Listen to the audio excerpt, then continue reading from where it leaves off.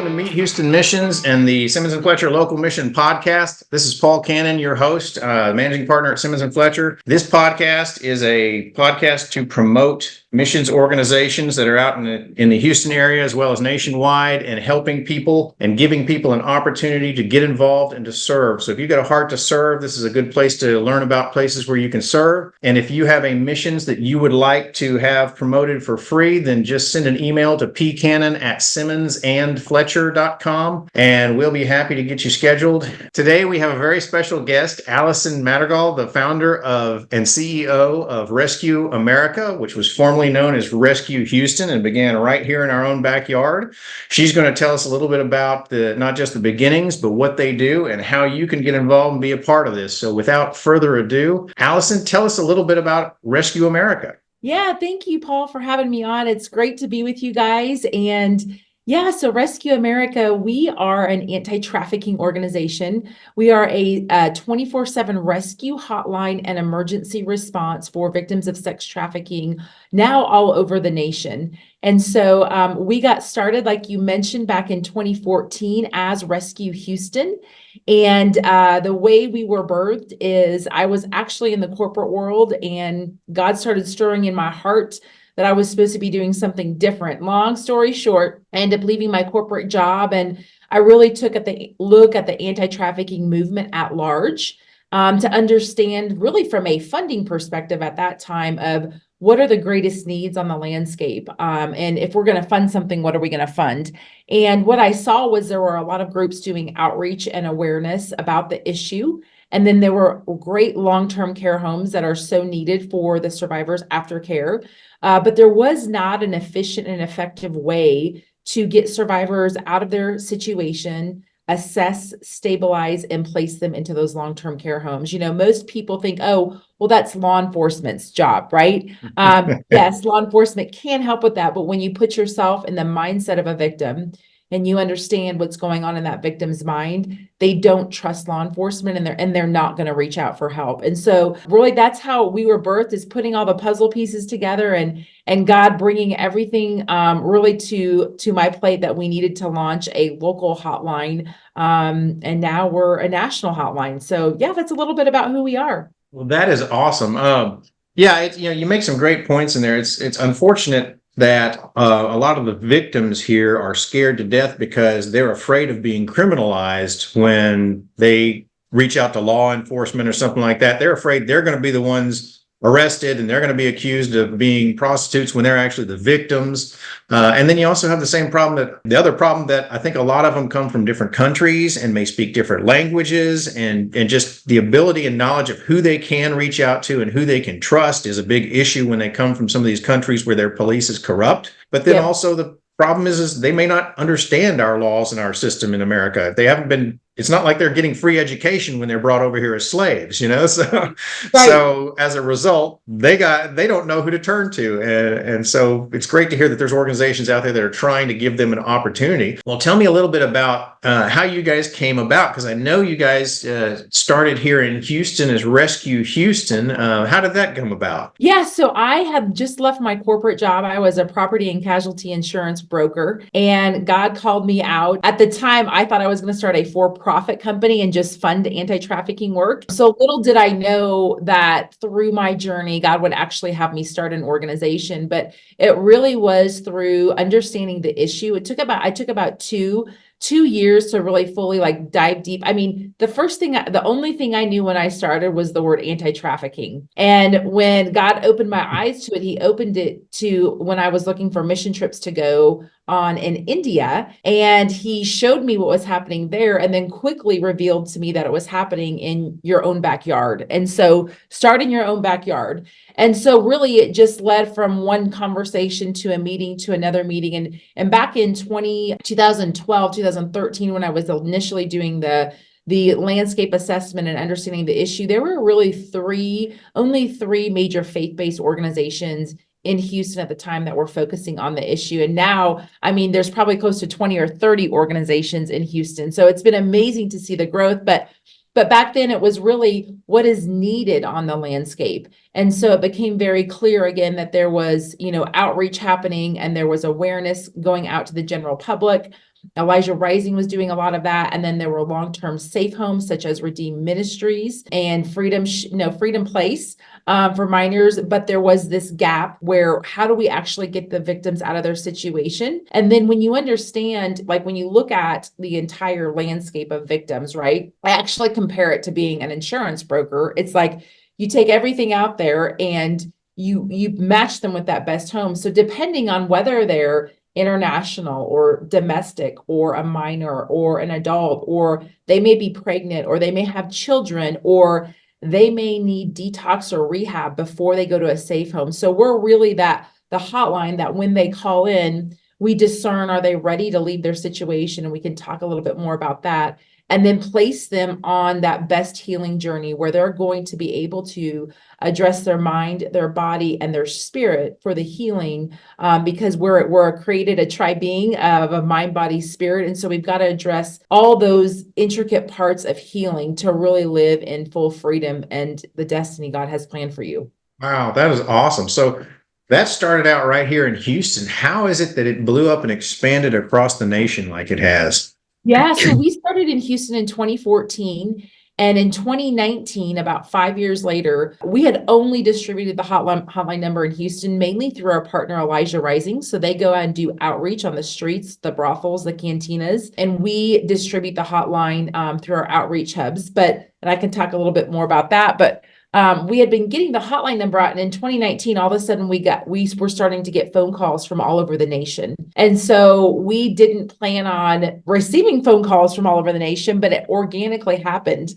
When you understand the life of a survivor, they may be in Houston today, but by this weekend, they're going to be in Chicago, and then they're going to be in New York. And then at that moment in time, maybe they received the hotline in Houston and they weren't ready to leave. But now when they're in New York, they've processed and they're ready to leave. And so they call the hotline. And so in 2019, it had just gotten out organically. And so at that same time, we were brought into Denver, Colorado, to do another landscape assessment similar to the one I did in Houston by Cherry Hills Community Church. They had a victim show up on their front doorstep and quickly realized there were no resources in the Denver area, immediate resources for trafficking survivors. So they took it on under their mission to figure out how to fill this gap. And so they brought us in. And so we're building out here, the calls keep coming in from all over the nation. And so really, then we moved headquarters to Denver, and that was really our launching pad for Rescue America, a national ministry, and which shifted our mindset as well with our safe home partners. So when we started in Houston, it was like, oh, we found safe homes in Houston to place the victims at, or whatever city they called from. But now this year, we've received calls from over 450 cities across the country. And so now we take a national look at the landscape of safe homes. And so there are probably 250, 300 safe homes across the country that are specific for the recovery of trafficking survivors. And so we partner with Southwest Airlines that flies our survivors to these safe homes without their ID. So once we do the intake assess, we partner with the homes and get them into a safe home. And I can share a little bit about how we determine what safe homes to partner with and how we tier them. But so that's a high level overview of how we got to be Rescue America. It was by the almighty hand of God, and it was not in our strategic plan at all. Wow. Yeah, I don't want to forget to come back to the partnering with safe homes and how y'all do that. So don't let me forget that part, because there's a lot of interesting things that you talked about in there that I kind of wanted to touch on. Yeah, I know you were talking about how they move around, and I know that's probably confusing sounding to a lot of people, but one of the things from the legal perspective that we've known in the legal battles against human trafficking that we've been a part of is that you see where these pimps that are doing the trafficking are taking these victims that they're using for prostitution and other purposes, and they will take them to maybe a hotel room for a week or a short period of time that they rent out, and they'll run ads and they'll get people to come and be a part of this, what they've got going on there. And then when they run out of customers, they move on to the next city that they've already been lining up and advertising for before they've even gotten there. And they just go city to city, instituting these victims out. So I understand exactly what you're talking about, how these people may start in Houston and next week they're in another city and they're going from city to city, and half the time they may not even know what city they're in, you know? That's exactly right. Exactly right. Yep. Wow. I'm glad to hear that you guys are out there with the opportunity. And so how do you guys get the word out about your organization to the victims? Yeah, so the main way that Rescue America that we distribute our hotline, and this is an incredible volunteer opportunity for anybody who wants to dip their toe in the water, is we have close to 40, well, now 46 Rescue America outreach hubs across the country. And what these hubs commit to is meeting once a month for 2 hours. And their whole job is to place outbound phone calls to victims of trafficking. So what we do on the back end is we have a bot that goes out to the internet and scrapes ads off of sites where victims are sold online. It grabs their phone number and then we import it into that outbound call system. And so when a group comes together, let's just say Thursday night, 6 to 8, first Thursday of the month, they'll come together, they'll get a little overview on trafficking and how the call works. And then within 15 minutes, they pray and then they divide out 2 by 2. While one person is praying, one person is making the phone call. And so they literally log onto a website, they press the call button, and the phone is ringing to what is more than likely a survivor of sex trafficking or a victim of sex trafficking. And so then if they pick up or they have voicemail, they just say, hi, I am with a community that cares about you. And I just want to let you know, we saw your ad online. And we want to let you know, if you don't want to be in this circumstance or this lifestyle anymore, there's a hotline number you can call for a way out. And here's the hotline number. And so it's a way to mass distribute the hotline. We do have opportunities when they do pick up the phone, and men have a very, very, very powerful voice, because what happens is the survivor stays on the phone just a little bit longer because it's a man. So they're thinking in their mind, oh, he's a purchaser, he wants to purchase me. But instead of Gotcha. a man wanting to purchase them, it's a man offering them freedom. It's very, very powerful. And so Wow. sometimes you're able to have conversations with the survivor, pray for the survivor, encourage her. Sometimes we've left voicemails where the survivor has called back 6 months later and said, you guys called me and left a message for me, and I'm ready to leave now. And so it's a very easy, profound, safe way for the general community to get involved. And right now, I believe we have 8 outreach hubs in the Houston area where people can go and volunteer. Wow, that is awesome. You have those nationwide as well. And do Yep. they, I was noticing on the website that you guys have a 24/7 hotline listed on there, the 833-599-FREE, FREE. So that's Yes. 833-599-FREE. And people can call that anywhere in the nation, basically, and get in touch with you guys, and y'all will connect them, I guess, to the right organization that can help them get them out, correct? Yeah, so what we do is when they call into the hotline, the first thing is really we determine, are they really ready to leave the life or their situation? Because so many victims in America, 98% of the victims that we have worked with are U.S. domestic citizens. And so while trafficking is international, it does happen international. God has brought us U.S. domestic citizens. And so a lot of times what that looks like in America is they're actually in love with their trafficker or their pimp. And so it's really an empowerment conversation of, sometimes they don't even realize they're being trafficked. So they call him the boyfriend or they're their husband.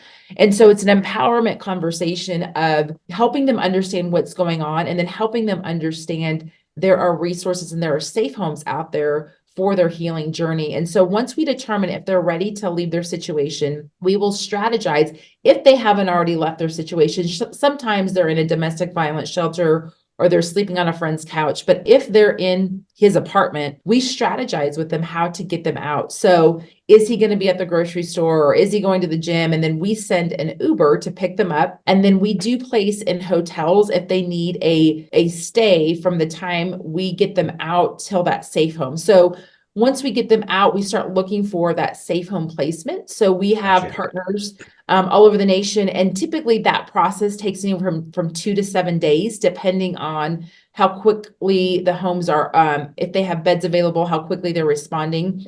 And so in that time frame, we are the emotional support, the food, the clothing. So we use all technology, the ship it, the DoorDash, all of that to get them food and clothing wherever they're at across the country. And that emotional support through our exit strategist team. And then once we have a home, then we book that flight with Southwest Airlines. If they don't have an ID, which about 40% of the survivors that call our hotline, they actually don't have their IDs because their trafficker or pimp has taken it from them. So Southwest Airlines works with us to get them through TSA and onto that flight and then onto that home. And so once they're at the home, it's an official handoff.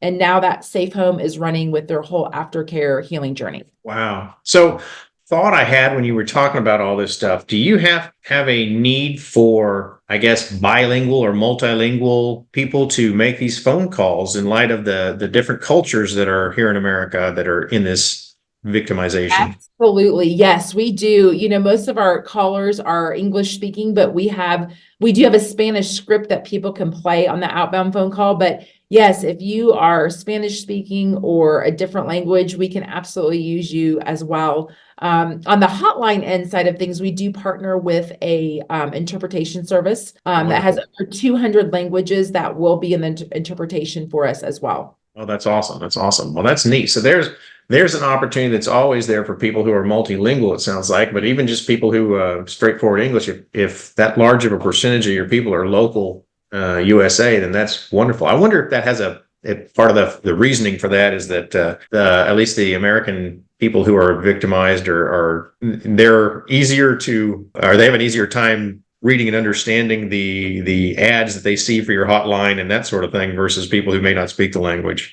Mm-hmm. Wow. Well, that's really neat. Now, you were telling us a little bit about you get them out, you get them to a hotel, you take care of them till you can get them kind of a more permanent place to start the conversion process, which I've heard from talking with several other people about that level of the program, which involves everything from getting them off drugs to dealing with medical issues to dealing with anything their pimp may have inflicted upon them in order to keep them from being able to escape, which is addiction is used basically as a prison a lot of times. And so that may take a high level of assessment just to figure out where they need to be and does the facility have the ability to provide for these needs. So how do you find the locations then that have the ability to provide for all these kind of needs? Yeah, so we wherever that survivor is calling in from, because it's all over the US, if they need emergency medical care, we'll just go to the local hospital and get them, into detox and all of that. If not, we just search for detox facilities or rehab facilities in that area. And typically that process can be anywhere from a week to 2 weeks. And we stay in contact with that survivor while they are in that facility, because one of the biggest breaks in the aftercare continuum of care is, okay, they'll go to a hospital or they'll go to a rehab, and that hospital or rehab, they don't understand the anti-trafficking space or where to place them. And so we keep in contact with them so we can make sure that they go directly from that hospital or rehab facility into that safe home, and there's no lapse in the care that they're receiving. Wow. Well, I'm going to bet with an organization of your size, in addition to needing the volunteers, you guys probably have a pretty good financial need as far as the ability to take care of all these individuals across the nation with food, supplies, hotel rooms, everything else. How do you guys raise the money to take care of people like that? Yeah, so right now about 40% of probably 30% of our income comes from the state of Texas government funding, which that is going away within the next year, probably at least a 40% cut on that.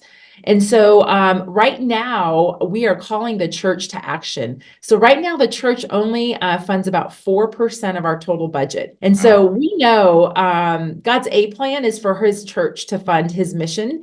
And so we're really challenging the churches to rise up and to help really replace this government funding that we find ourselves in. But not only that, when we look at our call volume, we've had to take just this month a step of faith and hire about 4 new positions to keep up with the volume on the hotline. So last year we had close to 2,000 hotline calls. Right now we're projected without any of the mass advertising that we have that we're working on the back end right now, we're projecting 3,000 hotline calls.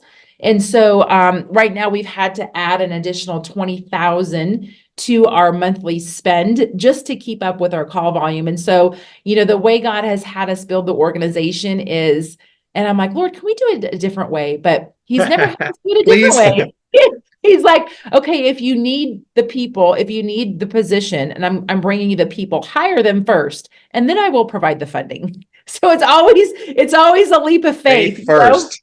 And Yes, you yes, think yes. after 10 years, it wouldn't phase me, but it seems like every time it phases me, and I'm like, okay, when am I going to just stop worrying about the finances? Right? So right That never now, happens. right now we are in that faith moment of we are interviewing and hiring people, and it's going to be about an additional 20,000 a month that we're looking for just to keep up with the call volume that we have coming in. And it's sad that you have that kind of volume that you have to deal with. But I wanted to ask you also on that, but before I get too far away from it, is of that call volume. I know you get a lot of calls, people who aren't ready, people who maybe make multiple calls to get there, that sort of thing. How many people are you guys getting out of this lifestyle by your services? Great question. So of the close to 2,000 hotline calls last year, we served 911 individual survivors. So that difference between those two numbers are multiple calls from the same survivor or people calling into wondering what we do, how can they volunteer. So we had 911 individual survivors. Of those 911, 225 actually exited the life of sexual exploitation. So that means they went to a healthcare facility, a detox facility, or a safe home and got them out of their situation onto new life. That is awesome. That is wonderful. 225 people saved from what a horrible situation to have to live in. And that's awesome. It takes a lot to do that. I can tell just from talking with you. And obviously you guys are always looking for more help, more volunteers. I heard you talk about not only hotline answers are often needed for this stuff, but people who are willing to do the outreach and make those phone calls, and that can be done right here in Houston, or I think you said there was 9 locations in Houston, Yes. and I imagine every major city probably has multiple locations. But if someone wants to get involved in those type of organizations, how do they learn, or who do they contact? How do they contact people in order to find out more about being involved? Yes, if you go to our website, Okay. www.rescueamerica.ngo, and you click on outreach hubs or get involved, it will walk you through our volunteer opportunities. And then there's a place where you can email in, and then our mobilization manager and her team, they will be getting back with you and starting the process of either connecting you to an outreach hub in your area, or if you have a call to start your own outreach hub. It doesn't take much. You go through a training, background check, and an interview. If you have a small group, or in your church, if you want to say, hey, we want to start our own outreach hub, it's a pretty simple process to do. Wow. And so you could actually have your church group kind of create its own outreach hub and manage it that way, so that maybe it's not all on one person or 1 or 2 people, and can be kind of Exactly. rotated. That's a great idea. Well, I think I've covered all the questions I had written down, and I've learned a lot from this phone call, but is there anything that we haven't talked about that you'd like to tell us about the organization before we sign off? Yeah, I think we did cover everything. I think the message I would give is, if you're a person listening to this and you're like, man, what can I do? Is just to pray and ask God to show you. We were talking before, and it's amazing how the Lord will show you. If he has something for you to do, he will show you. If you keep your eyes open and your ears open, right? And so I always tell people, pray and ask the Lord, and then just take that next step. Maybe it's just going to one outreach hub. Maybe you don't like to make phone calls, but guess what? You can pray. And it's just being in the atmosphere and meeting other people that are volunteering. And then you may find yourself by the end of that outreach hub actually comfortable to make a phone call. Or, you may be a prayer warrior. We have a prayer intercessory team. So really, it's just taking that next step. If your heart is stirred, to commit to praying about it, and then having the Lord show you what that next step he would have you take. And then from that next step, there'll be a next step. And then from that next step, there will be a next step. And he typically doesn't show you everything at once, which I've learned to say thank you for, because I would have probably been like, how is that possible? I'm not doing that. I'm running. Yes, So, God's plan is so overwhelming. If he showed it to you all at once, you'd run as fast as you can, much like Jonah and the whale situation there. And right, right. so I think it's you pray, you get shown a piece, and you step in there, and as you're traveling with faith, and you're understanding and realizing it's not about you, it's about what you can do with God's blessing and power going through you, that you realize you can actually do these things. But that's Yes. awesome. So I really appreciate you being online and sharing your story, and sharing the story of how Rescue Houston became Rescue America, and how rose to the point of saving 225 people last year, and sounds like it's on pace to save even more this year. We need more organizations like that in the world. We need more people volunteering and helping and being part of it. So I hope that we can help you find some volunteers. Well, thank you, Paul, so much for having us on, and we appreciate all that you do to get the word out. You're very welcome.